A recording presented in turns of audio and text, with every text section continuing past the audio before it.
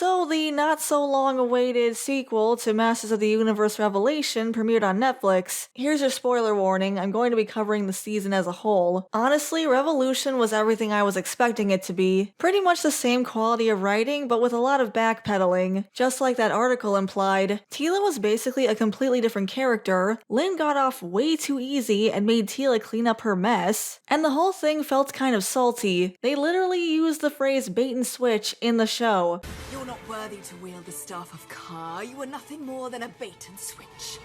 Oh, come on! Are you trying to kill That me doesn't even with make your sense in secret context. heinous? Tila was always supposed to inherit this power. They're just salty, so they had to throw that line in there. Please, bait and switch. Ugh. I feel like this probably isn't the story they really wanted to tell, but had to because of the backlash. I think they wanted to just keep going from where they were, but they knew they couldn't get away with it, so they had to backpedal. I can appreciate that they saw reality for what it is, but the salt is real. This season's central conflict focuses on Adam, which is definitely an improvement. Who would have thought we actually get to see He-Man in a Masters of the Universe show? But the issue is I just don't buy this central conflict, which is that he's being forced to choose between being the king or being the champion. Emphasis on forced. Apparently, King Randor has randomly been having organ failure for weeks, which they've known about, but Randor has basically just decided to die. He acknowledges that Tila could probably heal him, but he chooses not to let her, saying that death comes for us all. Well, yeah, but why does your death have to be right now? Especially after all the drama that happened last season. He lost his son, he and his wife got separated because of the He-Man secret, he banished Duncan, Tila turned her back on the kingdom, all the chaos from the magic being missing from the realm, and now everything is finally come together and everyone's happy, and instead of enjoying that, he just decides to peace out. I pray you know the same happiness. He really just chose to die, huh? Just abandon his family and the kingdom because he got ploticitis. And now he's talking about all the things he's going to miss out on. He's acting like he had nothing to live for. But then he talks about everything he had to live for. Okay.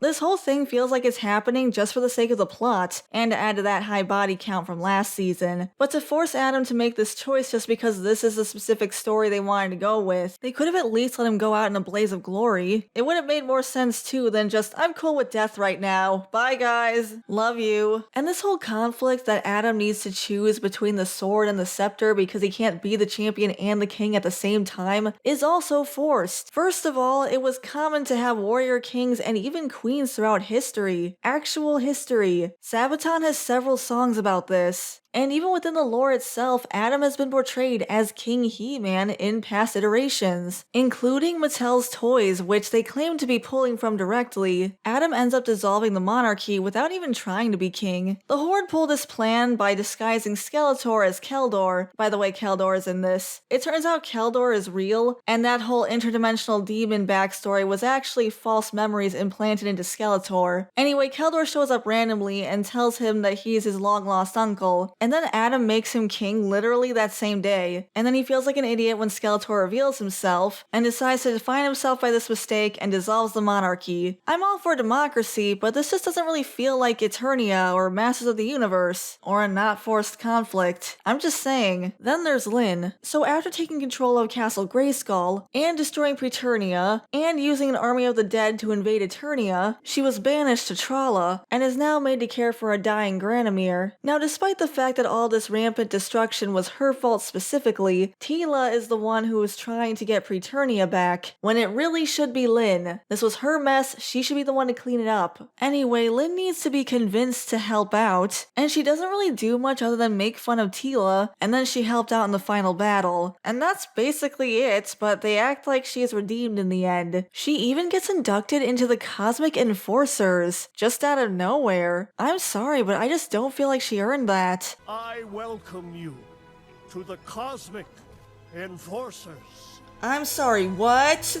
Excuse me? Everyone did more than her! Tila? Orko? They're so playing favorites. She did not deserve this.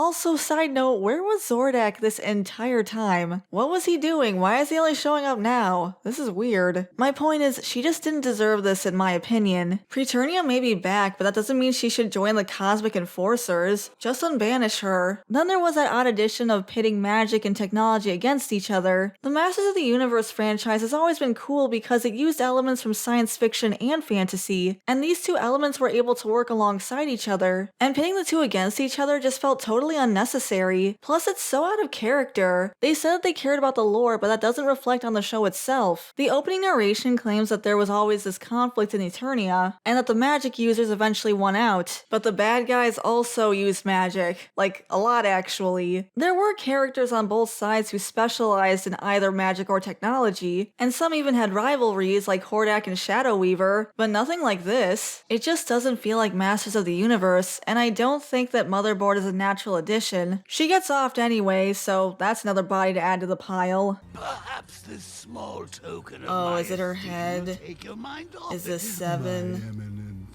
What's in the Whatever box, gift you have to Skelly? offer What's will in the only box? pale in comp- So did she. I knew it.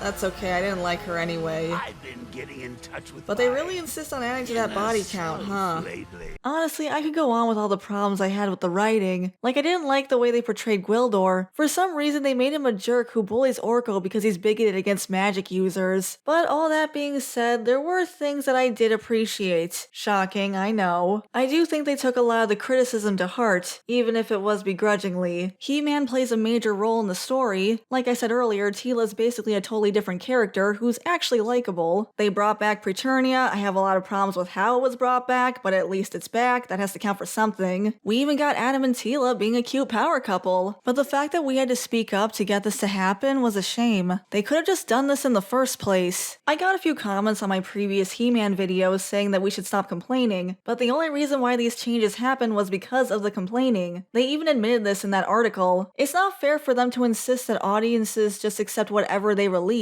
Audience feedback genuinely made the show better, and now it's charting in the top 10 recent releases for Netflix. I mean, if anything, this just proves that people should speak up. I still hate how this show was written. I mean, not only did Lynn get off for her crimes, she got a promotion. But they did bother to put in the major points that people were asking for. As for if I would recommend the season or not, I would say if you wanted to see more He-Man and Teela being nice, then I would recommend it, but you also have to remember that this is still Revelation and it has that level of writing. But if you can look past that, then sure, I guess. But on a personal level, I would not recommend it overall. I literally only got excited when Adora was referenced, and that only happened twice. Thanks a lot, copyright. I also thought it was hilarious that Hordak says that he doesn't fight his own battles and he has people to do that for him, but then he personally went out of his way to kidnap Adora as a baby.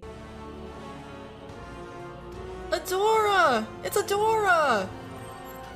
Wait, I just realized, earlier he said that he doesn't fight his own battles. He lets other people fight for him, but kidnapping babies and raising them to be his minions, that's fine, that's one thing, he'll do that himself. He'll break into a castle and kidnap babies. He doesn't need people to do that for him. Priorities, I guess. There's a stinger for season 3 where they show Despara. Maybe they'll work out something with the rights, or maybe they'll change her a little bit so it won't bother the rights. But I might actually be excited if we get to see Adora. Maybe if they follow the comics, they can do her justice. But now she'll never get to meet her dad, which really sucks. So thanks for that. But it would be nice to see Adora and Adam reunite, even if it's in a show like this. But those are my overall thoughts on the season. I know there are a lot of people who enjoyed this season, and I'm happy that they were able to find it so entertaining. This is all just my opinion. And for me personally, I would have rather seen a continuation of the CGI Masters of the Universe instead, or ideally the 2002 He-Man. That actually felt like the spiritual successor that this show claimed to be. But those are my thoughts. What do you guys think? Did you enjoy this season? Or could you not look past the writing? Let me know in the comments below. I'd love to hear from you. Thanks for watching, everyone. I really appreciate it. Before I go, I want to give a shout out to the members: Tyrant Carnivore, Shiny Orc Boy, General Bolivar, Depth Charge Media, Samru163, Gabby Hime, Verdant Range, JVR, Nixel, Phil C, Taylor Ramirez, Caleb Nelson, Dakari the Professor, Equestron, Norman Sweetcream, Way Beyond Coincidence, Hunter Rose, 80s Nostalgia Guy, Felix Spam, Soundboy00, Lucas Geist, J Draws, Blue Spirit, Bandito Bane, Meowsers, Sky, JinKZ, Philip, Stutania, Isaac Martinez, Garcia XV Legend, Data Dine Executive, Owen Wildish, Kitsune Fiora, and Tobias Weller. Thank you all so much for supporting the channel. If you want to become a member, you can hit the join button next to the subscribe button. We also have Buy Me Coffee if you want to support the channel that way. And if you enjoyed this content, I'd appreciate it if you left a like on the video and subscribe to the channel, and that part's free. Thanks again everyone, and I'll see you in the next video. Bye for now.